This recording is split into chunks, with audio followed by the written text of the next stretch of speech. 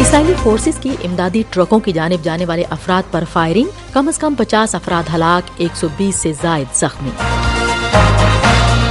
ہم مغربی اتحادیوں کی حمایت کم ہونے کی وجہ سے مزید علاقے کھو رہے ہیں، یوکرین۔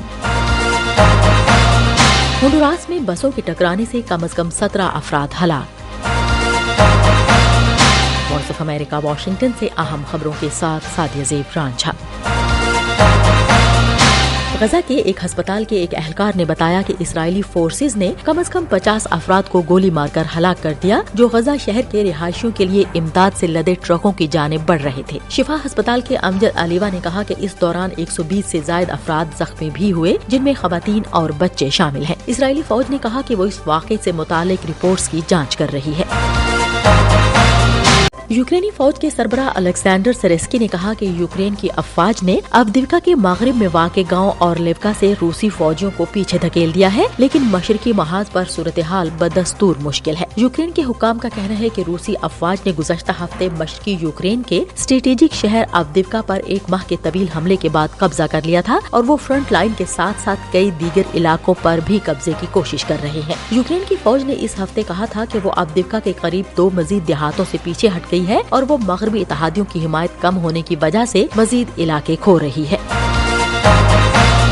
ہیومن رائٹس واچ کی ایک رپورٹ میں کہا گیا ہے کہ ترکی اپنے حامی گروپوں کے ساتھ مل کر شمالی شام میں انسانی حقوق کی خلاف ورزیوں اور زمین اور جائیداد کے حقوق کی خلاف ورزیوں کا ذمہ دار ہے۔ ترکی نے 2016 سے شام کے شمال سے کرد زیر قیادت سیرین ڈیموکریٹک فورسز کو بے دخل کرنے کے لیے پے در پے زمینی کارروائیاں کی ہیں۔ اس کے پراکسی گروپ اب 2 بڑی سرحدی پٹیوں کو کنٹرول کر رہے ہیں۔ رپورٹ میں کہا گیا ہے کہ شام کے شمال میں ترک حکام بعض صورتوں میں بظاہر جنگی جرائم میں براہ راست ملوث رہے ہیں۔ رپورٹ میں مزید بتایا گیا ہے کہ کرد خواتین قیدیوں نے زیادتیوں سمیت جنسی تشدد کی اطلاع دی ہے، جبکہ 6 ماہ سے کم عمر کے بچوں کو ان کی ماؤں کے ساتھ حراست میں لیا گیا ہے۔ 2011 میں دمشق کی حکومت مخالف مظاہروں پر وحشیانہ جبر کے بعد جنگ شروع ہونے کے بعد سے اب تک 5 لاکھ سے زیادہ افراد ہلاک اور لاکھوں بے گھر ہو چکے ہیں۔ رپورٹ پر ترکی کا فوری رد عمل سامنے نہیں آیا۔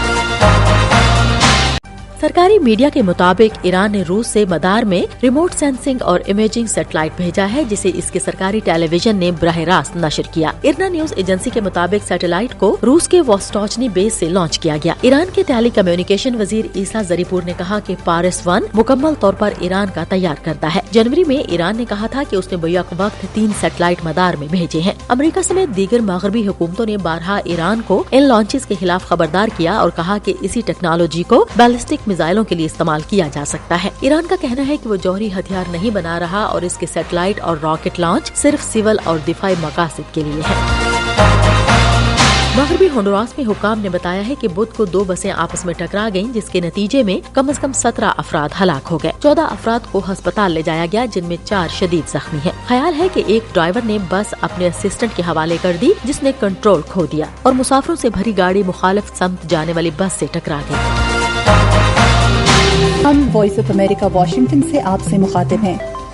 آسٹریلیا میں گرمی کی شدت بڑھنے کے ساتھ محققین کی ایک ٹیم نے ملک کی سب سے زیادہ کمزور آبادی یعنی بے گھر افراد کے تحفظ کے لیے کام شروع کیا ہے۔ آسٹریلیا کے پہلے موبائل کولنگ ہب گرم دنوں میں شہر کے پارکوں کے قریب قائم کیے جاتے ہیں، جہاں بے گھر کمیونٹیز جمع ہوتی ہیں اور انہیں کھانا، پنکھے، ٹھنڈا پانی اور ایک دوسرے سے گفتگو کے لیے جگہ فراہم کی جاتی ہے۔ جمعرات کو سڈنی کے کچھ حصوں میں درجہ حرارت 1.2 فارنہائٹ تک بڑھ گیا۔